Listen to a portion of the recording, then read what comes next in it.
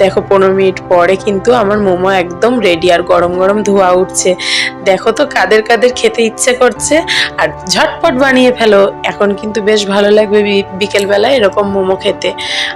এইবার স্যুপ বানানোর জন্য দেখে নেব। আমি বাটারে চিকেনটাকে ভেজে নিয়েছি, আর ভাজার সময় দিয়েছি আদা আর রসুন থেতো করে, দিয়ে তারপরে পরিমাণ মতন জল দিয়েছি, আর দিয়েছি পরিমাণ মতো নুন।